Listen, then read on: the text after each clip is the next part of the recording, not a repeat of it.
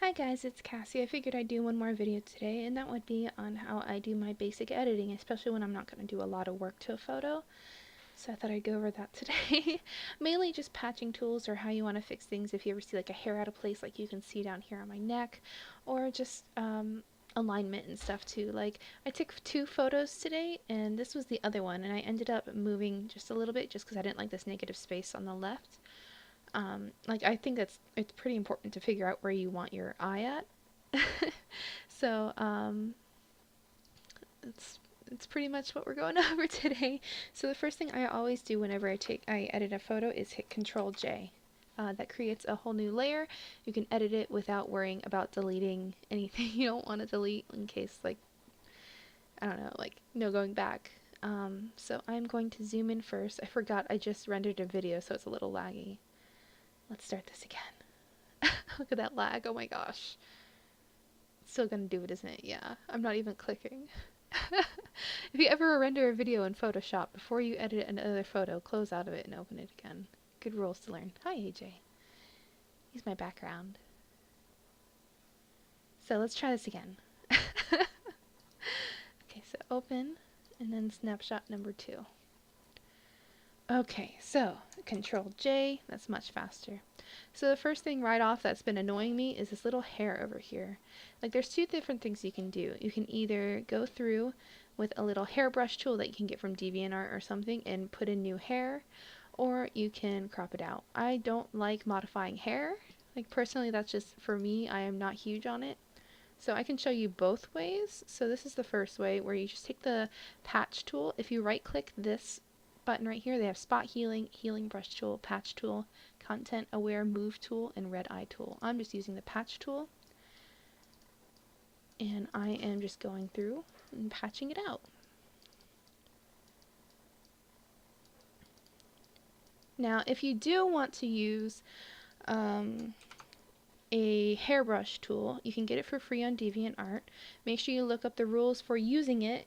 Sometimes they're strict, they want credit or something, so it's always good to at least check to see what the requirements are if you use it.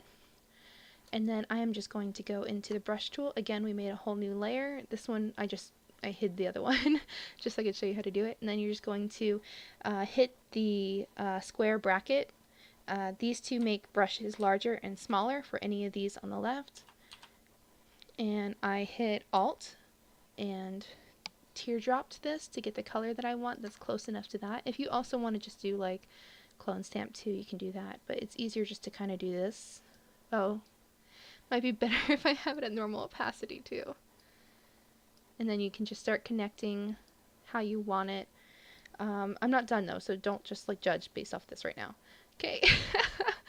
And then I'm also going to do the same hairbrush tool right here. Let's do a different brush just so I can try to get like with the eraser to try to erase bits too, just to make it look a bit more frayed.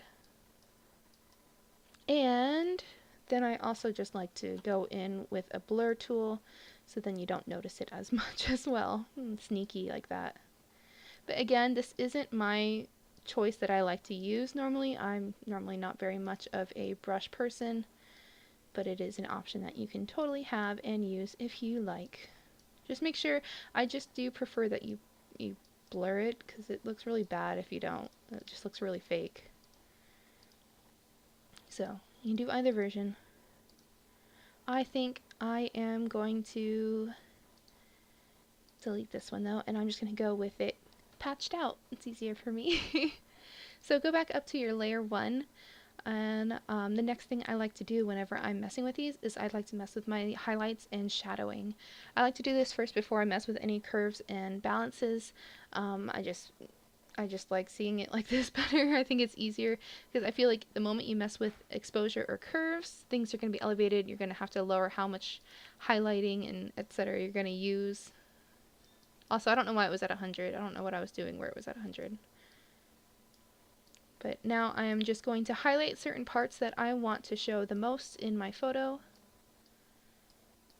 This is for the bound box, by the way, that comes out today. I think they still have pre-orders open today. And it is the Essence boots and the salt and pepper dress. I thought it was really cute, so I wanted to blog them.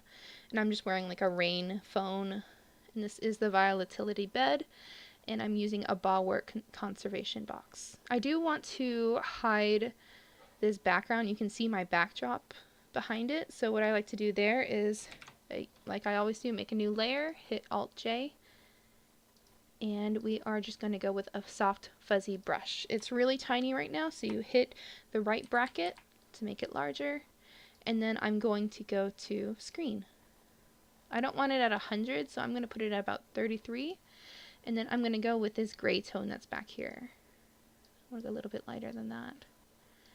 And then I make a false lighting, so it looks like it's almost like there might be a light or a sun over there. I really don't like that blue that's showing though, so like that is bugging the crap out of me. So I'm patch tooling. There's better ways to do this, and I'm not doing it the better way, just so you know.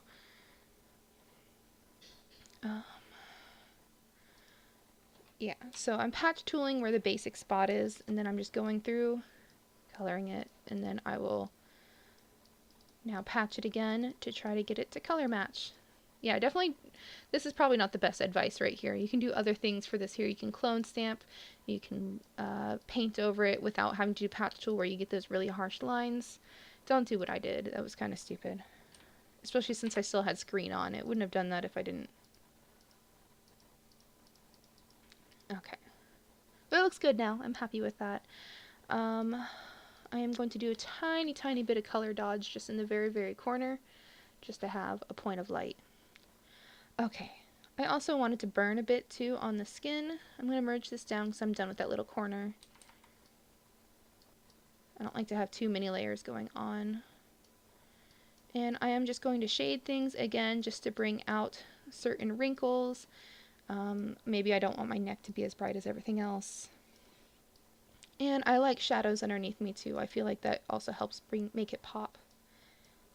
And then I'm going to lighten my hair a tiny bit. I do really like blurring my hair. I feel like hair should not have as much definition as a lot of hair gets in Second Life, so I like to blur just the edges, just to kind of soften them. Okay, see, like this already looks like a lot better than how it started off, in my opinion. There's a huge difference, and all I did was mess with lighting and remove that hair strand. Okay, so next we're going to actually mess with the brightness, the levels, the curves, and the exposure. There's also vibrance, but I'm pretty happy with how this coloring is. I don't really want it too bright, but I like to play with the curves a lot. This is something that I do almost every time whenever I'm messing with a photo. So what I take is the middle dropper tool, and I'm going to sample to the middle gray point. So there's black, there's gray, and there's white. And the gray is going to go with neutral tones. So like if you do white, it's going to be very over contrast and bright. I'm not huge on that. And then black, it's kind of the opposite. It's just going to be way too dark. Sometimes you get a nice color, depending on what you click. If you click on black, it'll be nice. And same with the white dropper tool. My bad. Didn't mean to do that. If you click on a whiter spot, it won't turn out as harsh. But I like middle because most of my stuff are like kind of gray toned and it's easier for me to work with. And normally I like to go for like a tannish tone. If I feel like I can't achieve that with just gray droppering, then I will end up normally clicking a new layer down here, and I will just color it myself. So I just dyed it red, go to blending options, and then I go to screen, and then I lower the opacity to almost nothing so I can get that red tone that I'm really wanting. And now I'm going to try and dropper it again with that red in the mix. There we go. That's the kind of tan tone I was hoping for. Now I'm actually messing with the curved line right here. You can have 3 spots for it if you want. You can have your top, middle. Oh, I guess you can have more than that. Look at that. Look at all those. You can have a billion of them, but I don't like any of those. So I just like to go up a tiny bit and down a tiny bit just to kind of mess with the shadows and kind of sharpen it a bit. And then with exposure, I always like to mess a tiny, not that much, tiny bit with the offset. You can hear it squeaking a bit. And then a little bit with the gamma correction. So even that was a little bit too much. I'm going to move this under. It's always kind of fun to mess with these too, move them around and see where you think the color looks best on these. Sometimes they look better above the evaluations that you add to this. And then finally I'm going to mess with the brightness and contrast. I always feel like I never do that good of a job on my photos when I'm explaining it compared to when I do it on my own. Okay. Since we do have a bit of light coming from that end, I'm also going to, let's make a new layer. Blah, blah, blah, blah. Okay, we're going to add some fake lighting to my leg. Just to where spots where I feel like the light would show. And let's see, let's add it to our skin right here too.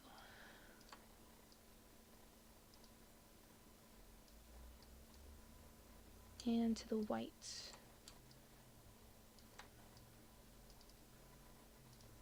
I don't want any color there though, so I'm going to also desaturate right there. There we go. See, look, it looks like there's like a little bit of light coming from over there now. Yeah? Or am I just being dumb? Maybe a little bit of both. And I'm going to add a little bit of shadow to my belly. I'm already actually pretty happy with this. I might be done soon, but let's see. I'm just going to go through one more time just with any other highlights I might have missed.